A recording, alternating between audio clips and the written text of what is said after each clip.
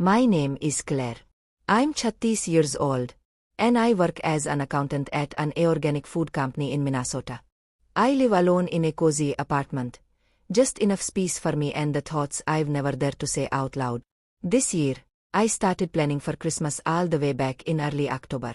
Don't get me wrong, I'm not obsessed with scented candles, shiny ribbons, or holiday playlists. I just wanted everything to be perfect for my mom, my younger brother Eric, his wife Danielle, and their twin kids, Ava and Mason. I even bought a little gift for their dog, a red sweater with the word Santa's favorite on it. The truth is, I've never forgotten a single present in the past 10 years. From the toy Ava casually mentioned back in June to the science book Mason longed for when he spotted it at the bookstore. Everything was in my phone's notes, written down line by line, obsessively detailed. By the first week of December, I had everything ready. I wrapped each gift in paper, tied golden ribbons for Ava and blue Vans for Mason, and attached tiny handwritten cards. I even prepared a few extra items in case Eric's family invited someone unexpectedly. Handmade cookies, a bottle of perfume, and a couple of untagged toys. I had pinned so much hope on this Christmas, as if it was my last chance to believe in hope at all. I pictured the evening of December 24th, the whole family gathered in my parents' living room, twinkling lights on a sat, FOOT3, Ava and Mason giggling as they tore through wrapping paper, my mom tearing up at the silk scarf I carefully picked from a little store downtown, and Eric looking at me and nodding, just when nod to let me know he understood. That I was wrong. Wrong to think I could keep playing the quiet older sister, the thoughtful daughter, the agreeable woman who always smiled even when I wanted to scream inside. I'm part of this family too. I'm not invisible. I had everything prepared.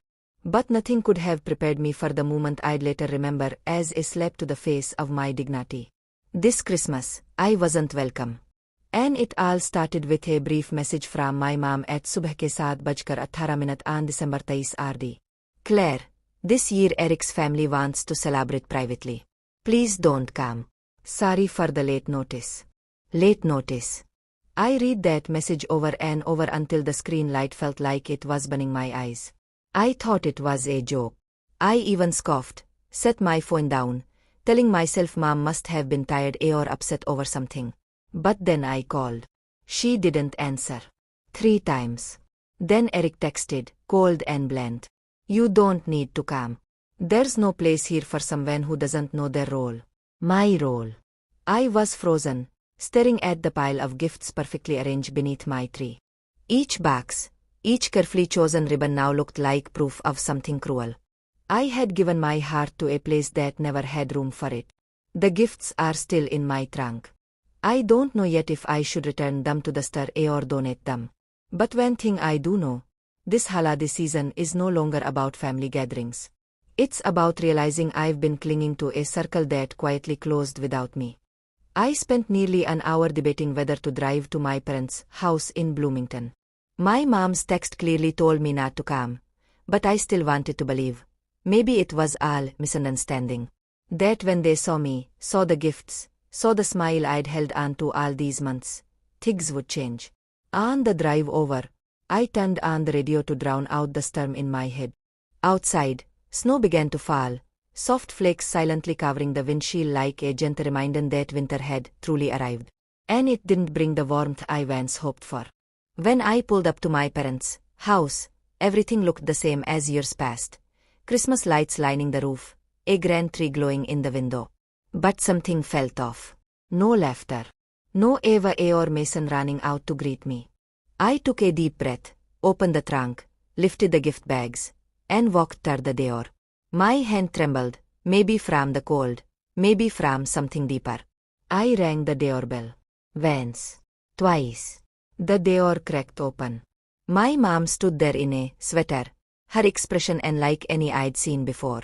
Claire, she said softly, I told you not to come this year. I froze. Mom, I brought everything. I just wanted. Eric's voice cut through from behind her. Just say it, Mom. She's not welcome. I stood still. His eyes met mine, and they weren't the eyes of the brother who once cried and begged me to cover his tuition. Now they were smug. Dismissive. I forced a smile. A failure. Just because I didn't send money the past 3 months. Eric crossed his arms. 3 months, Claire. You haven't helped us at all this year. The kids didn't even have new clothes for school. And you bought a new car, went on trips, living like a queen. That car is on a payment plan. And I traveled with my savings. As for the kids, they're your kids, Eric. Not mine. I tried to keep my voice calm, but my throat tightened. Mom said nothing. She just looked down at the doorstep. I turned to her, hoping for a flicker of compassion, some sign I hadn't been completely discarded. I came here with gifts for everyone. All I wanted was a warm evening, like every year. Did I really do something wrong? Eric scoffed. You want to know what you did wrong? You're the only one in this family with stable income, acting like nobody else matters. Stop pretending. You just like being the selfless one. Well, not this year. We're done. I bit my lip, gripping the gift bag handle so tight it hurt. I suddenly felt like I was standing on trial, with no right to speak. Fine, I said, my voice barely above a whisper. If that's what you think, I won't bother you again. I turned away. But as I stepped off the first porch stair, Eric added with sneering sarcasm. Merry Christmas, Claire. Don't forget your gifts. No one wants them. I didn't look back. I wouldn't let them see my eyes brimming. I wouldn't let them see my shaking hands. I just walked quickly back to my car, opened the door, set the bags on the passenger seat, and sank into the driver's seat. My heart was pounding, not from the cold, but from the reality I never thought I'd face. Being shut out from the home I grew up in. I didn't start the engine. The yard light still glowed, casting long shadows across the thickening snow. All I could hear was my heartbeat and the wind hissing through the window sills. I didn't cry. I couldn't. I had no tears left to waste on a rejection so final. I placed my hands on the steering wheel and whispered. Just one thing. So this is how my Christmas begins.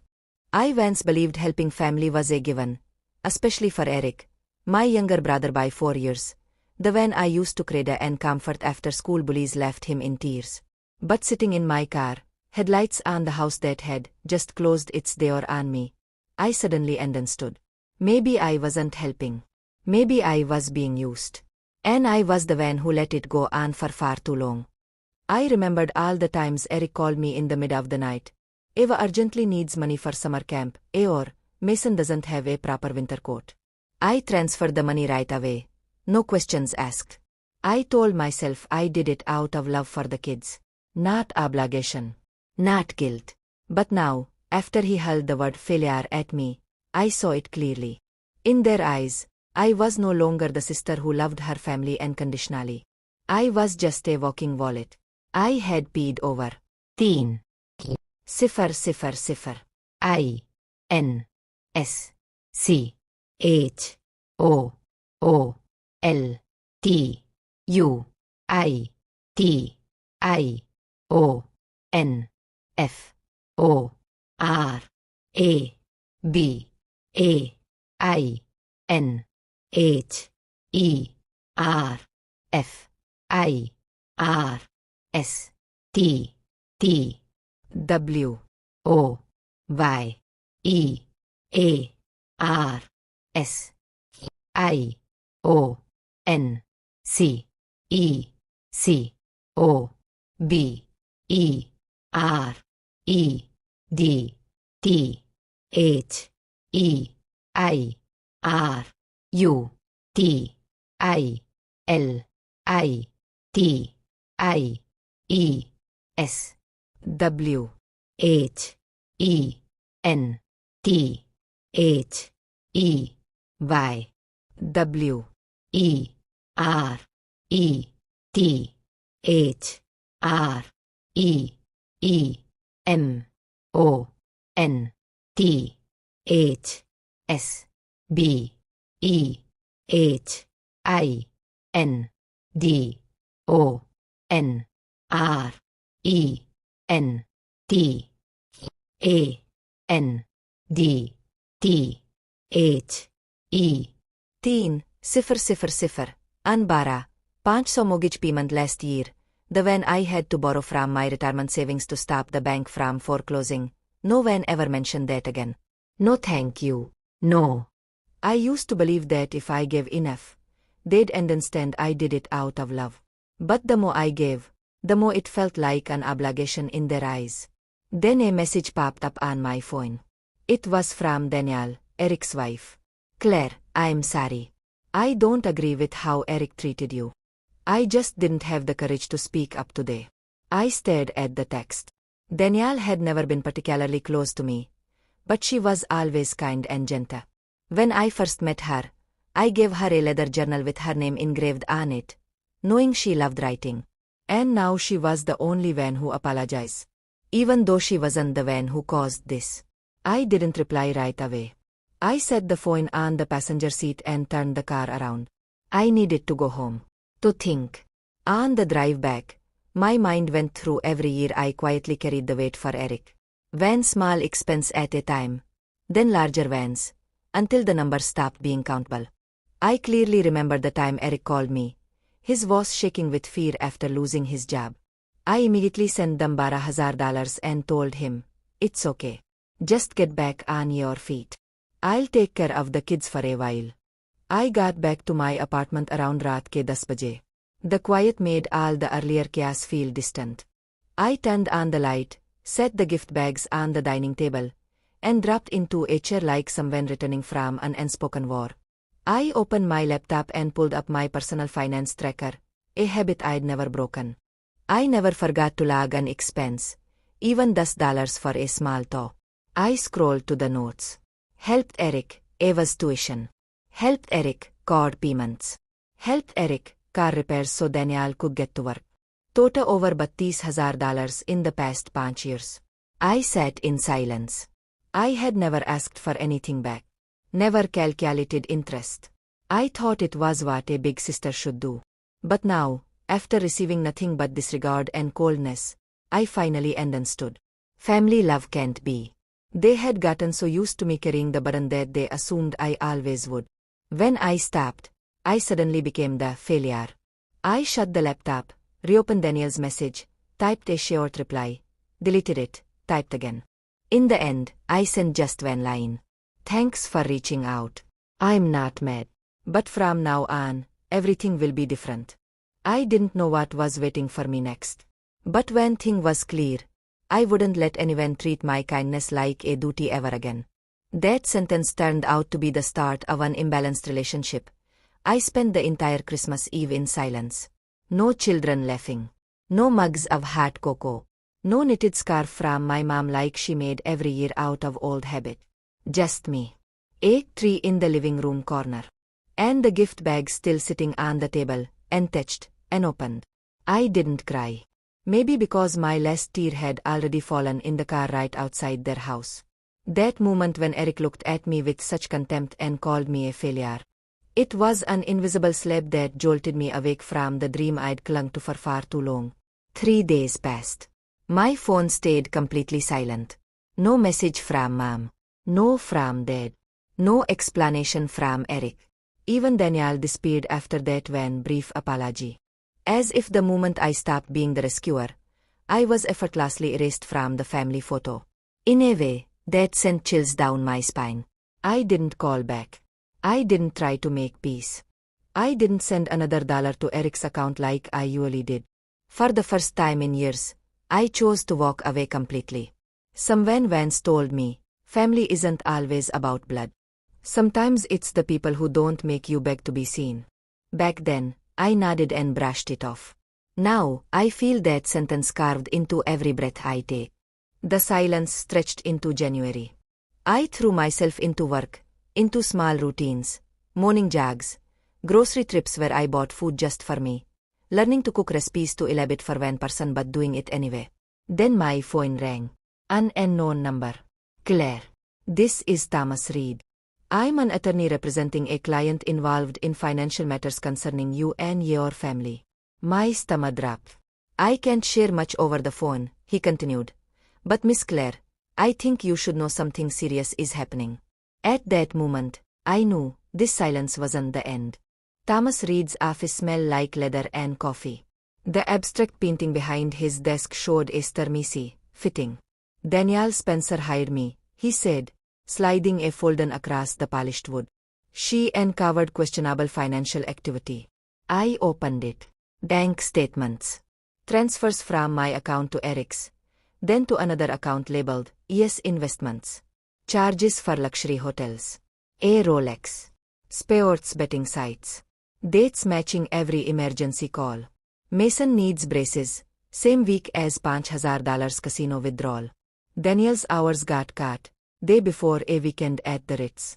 My client believes you deserve the truth, Thomas said. The numbers blur. But $30,000 over 5 years. Enough for a down payment on a house. For grad school. For the solo trip to Italy I'd always postponed. Eric showed up at my door on a Saturday night, reeking of cigarettes and desperation. You destroyed my family, he spat. I kept the chain lock engaged. No, Eric. You did that when you bet their grocery money on football games. His face twisted. Daniel's leaving. Taking the kids. Because of you. I laughed, a sharp and familiar sound. Because she finally saw what I refused to. You're a taker. And takers only love you until you stop giving. He slammed his fist against the door frame. You'll regret this. I closed the door gently, my hands steady for the first time in years. Spring came. I framed Ava's drawing of the house and hung it in my kitchen. Danielle texted photos of Mason's science fair trophy. When April morning, I opened my retirement statement, the account I'd raided for Eric's mortgage. The balance had crept back up. I transferred $500 to a new savings folder labeled IT. Then my phone buzzed. A message from Danielle.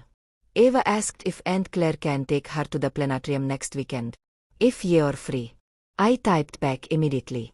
I'll bring the astronaut ice cream. Outside, the last of the snow melted, revealing green shoots beneath. Claire's story isn't about revenge. It's about the quiet revolution that happens when a woman stops asking, do they love me? And starts asking, do I love how they treat me? The gifts never made it to donation. When December night, I burned them in my building's incinerator, watching the snowman paper blacken, the golden ribbons curl into ash. It smelled like wood smoke and freedom.